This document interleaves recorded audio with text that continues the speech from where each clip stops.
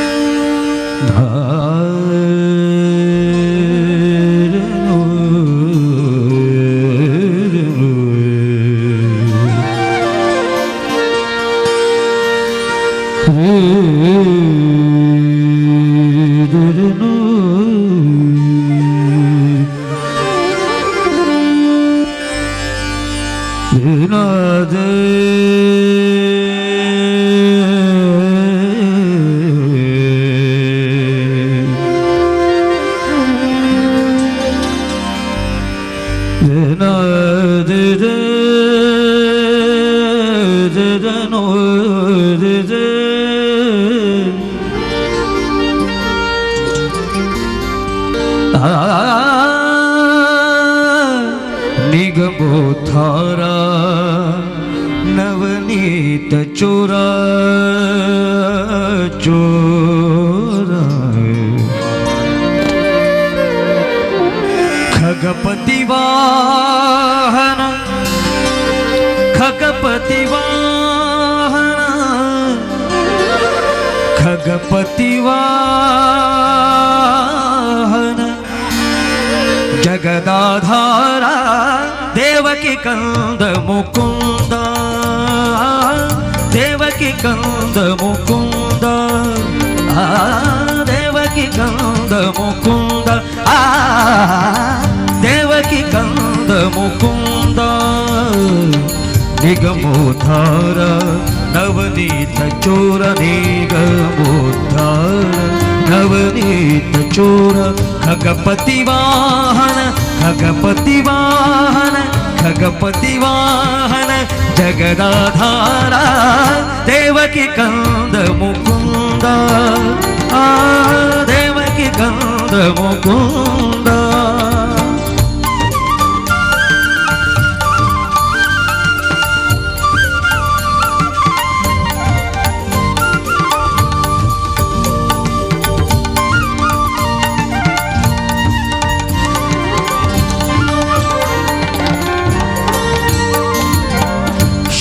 चक्रधर श्री गोविंद पंकजलोचन परमानंद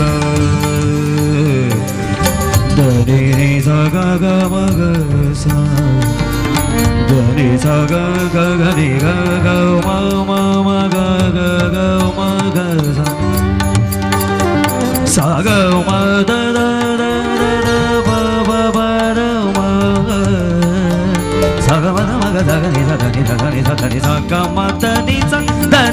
शंख चक्रधर श्री गोविंद पंकजलोचन परमानंद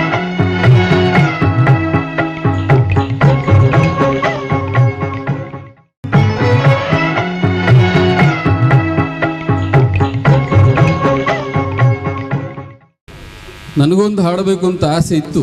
ಈ ಹಾಡು ಅಂತಲ್ಲ, ಯಾವುದೇ ಆದರೂ ನೀವು ಹಾಡಿದ ಮೇಲೆ ಇವತ್ತು ಇಲ್ಲಿಂತಲ್ಲ, ಇನ್ನು ಜೀವನದಲ್ಲಿ ಹಾಡುವ ಆಸೆ ನನಗಿಲ್ಲ. ವಂದನೆಗಳು. ಅಂದರೆ ಬಂಧುಗಳು, ಯಾವುದೇ ಆದರೂ ಕೂಡ ಚಿಕ್ಕಂದಿನಿಂದ ಹವ್ಯಾಸವಾಗಿ ಇಟ್ಟುಕೊಂಡ್ರೆ ಮಾತ್ರ ಒಂದು ಒಳ್ಳೆಯ ರೀತಿಯ ಕಲಾವಿದನಾಗಿ ಮೂಡಿಬರೋದು ಸಾಧ್ಯ. ಸಾಧಾರಣ 8ನೇ ಕ್ಲಾಸಲ್ಲಿರುವಾಗ ನಾನೊಂದು ಪದ್ಯ ಹಾಡಿದ್ದೇನೆ. ಕಿವಿ ಹತ್ರ ಎಲ್ಲ ಬಿಸಿ ಆಗಿ ಹೆದರಿ ಕಂಗಾಲಾಗಿ ಕೆಳಗೆ ಇಳಿಯುವಾಗ ಒಳ್ಳೆ ಕ್ಲಾಪ್ಸ್ ಹೊಡೆದು ನನ್ನ ಫ್ರೆಂಡ್ಸ್ ಹೇಳಿದರು, ನೀನು ಪದ್ಯ ಓದಿದ್ದು ಭಾರಿ ಒಳ್ಳೆಯದಾಗಿದೆ ಅಂತ ಹೇಳಿದರು. ಅಂದರೆ ಕಂಠಪಾಠ ಬರಲಿಲ್ಲ ನನಗೆ ಭಾಳ ಬೇಸರ ಆಯಿತು. 9ನೇ ಕ್ಲಾಸಲ್ಲಿ ಅದೇ ಹಾಡನ್ನು ಕಂಠಪಾಠ ಮಾಡಿ ಹಾಡಿದೆ. ಒಳ್ಳೆ ಕ್ಲಾಪ್ಸ್ ಬಂತು. ಕೆಳಗೆ ಹೋಗುವಾಗ ಹೇಳಿದ್ರು, ಈ ಸರ್ತಿ ಬಾಯ್ಪಾಠ ಕಲ್ತದ್ದು ಒಳ್ಳೆಯದಾಗಿದೆ ಆಯಿತಾ ಅಂತ ಹೇಳಿದರು. 10ನೇ ಕ್ಲಾಸಲ್ಲಿ ಅದೇ ಹಾಡನ್ನು ಹಾಡುವುದನ್ನು ಕಲಿತೆ, ಹಾಡು ಕಲಿತೆ. ಒಂದು ಚಪ್ಪಾಳೆ ಬರಲಿಲ್ಲ. ಕೆಳಗೆ ಹೋಗುವಾಗ ಮಾಸ್ಟರ್ ನಿಲ್ಲಿಸಿ ಕೇಳಿದರು, ಏನೋ ನಿನಗೆ ಬೇರೆ ಪದ್ಯ ಬರೋದಿಲ್ವ ಅಂತ ಕೇಳಿದರು. ಅಲ್ಲೇ ಲಾಸ್ಟ್. ಆಮೇಲೆ ನಾವು ಹಾಡೋದಕ್ಕೆ ಹೋಗಲಿಲ್ಲ. ಈ ಹಾಡು ನಿಮ್ಮ ಮನಸ್ಸಿಗೆ ಬಂದಿದ್ದರೆ ನಮ್ಮ ಹಿನ್ನೆಲೆಯಲ್ಲಿ ಸಂಗೀತವನ್ನು ಒದಗಿಸಿದವರಿಗೂ ರವಿ ಮೂರು ಜೊತೆಯಾಗಿ ಸೇರಿ ನಿಮ್ಮ ಒಂದು ಚಪ್ಪಾಳೆಯ ಸ್ಫೂರ್ತಿ ಬರಲಿ ಅಂತ ಕೇಳಿಕೊಳ್ತಾ ಇದ್ದೇನೆ. ಕಾರ್ಯಕ್ರಮವನ್ನು ಮುಂದುವರಿಸ್ತಾ ಇದ್ದ ಬಂಧುಗಳೇ, ಇದೀಗ ಶ್ರೀಕೃಷ್ಣನ ಸಾಹಿತ್ಯದೊಂದಿಗೆ ಮತ್ತೊಮ್ಮೆ ನಿಮ್ಮ ಮುಂದೆ ಸಂಗೀತ ಬಾಲಚಂದ್ರ ಅವರ ವೇದಿಕೆ.